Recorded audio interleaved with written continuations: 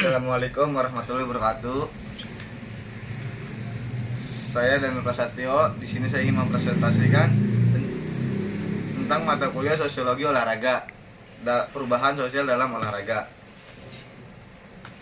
Perubahan sosial dalam olahraga menurut Heraklitus dalam Sunardianta 2017 mengatakan, tidak ada yang bertahan tapi berubah.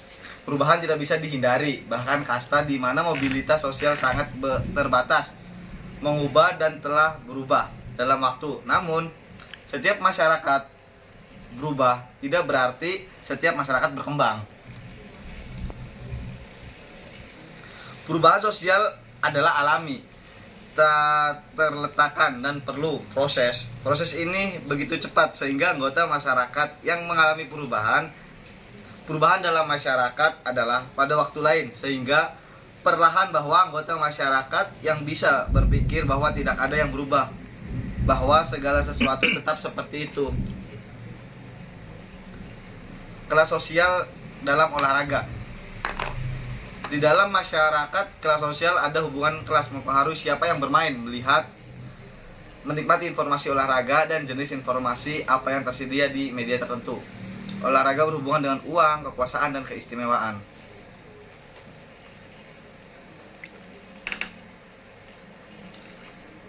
Ada hubungan yang kuat antara kelas sosial dan jenis olahraga. Masyarakat dari kelas atas cenderung memilih jenis olahraga individu dan sering dimainkan dalam klub-klub pribadi, serta tidak terbuka untuk umum. Mereka lebih memiliki olahraga yang mahal. Apakah untuk sekedar berrekreasi atau untuk melatih kemampuan?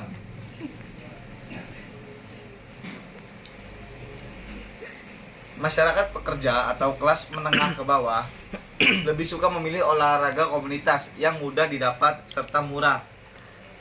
Waktu mereka banyak tersita untuk bekerja sehingga hanya mempunyai waktu olahraga sedikit. Standar hidup yang menikmati mendorong para keluarga kerah biru untuk berpartisipasi dalam jenis olahraga yang mudah dilakukan, murah dan telah tersedia pada fasilitas publik. Contohnya itu adalah ya main futsal, bulu tangkis. Itu menengah ke bawah.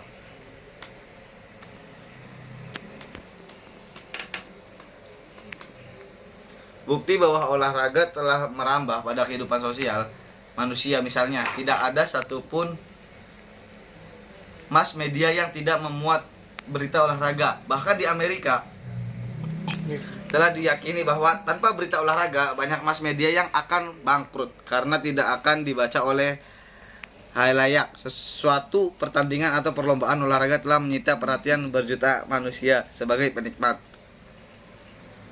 Lanjut.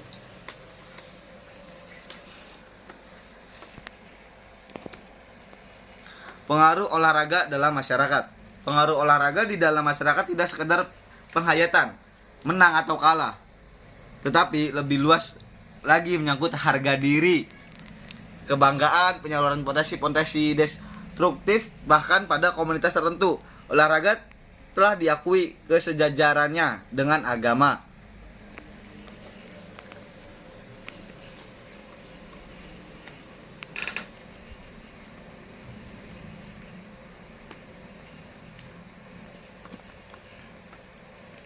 Interaksi sosial dalam olahraga itu dibagi menjadi dua, ada internal dan ada eksternal.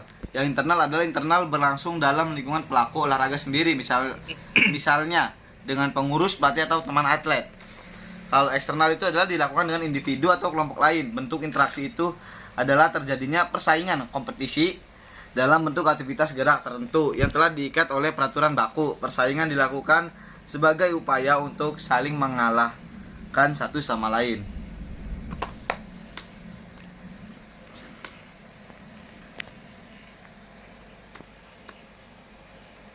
Bentuk-bentuk interaksi sosial dalam olahraga. Yang pertama, kerjasama, komparatif, persaingan, kompetitif, pertikaian, konflik, dan yang terakhir adalah penyesalan, akomodation.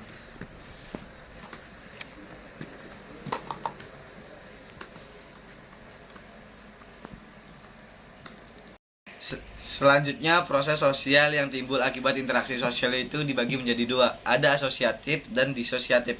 Asosiatif itu bentuk proses asosiatif, misalnya kerjasama dan akomodasi, upaya menyeimbangkan atau meredakan pertentangan sehingga tercapai kestabilan, tidak adanya bertengkaran di suatu interaksi sosial. Yang kedua adalah disosiatif, itu adalah misalnya persaingan, kontroversi sosial yang berada di antara persaingan dan pertentangan atau pertikaian, yaitu interaksi sosial yang menimbulkan kontroversi atau bisa sampai perkelahian. Ya, mungkin cukup sekian dari Daniel, materi yang Daniel sampaikan. Bila ada salah kata yang terucap, mohon maaf. Wassalamualaikum warahmatullahi wabarakatuh.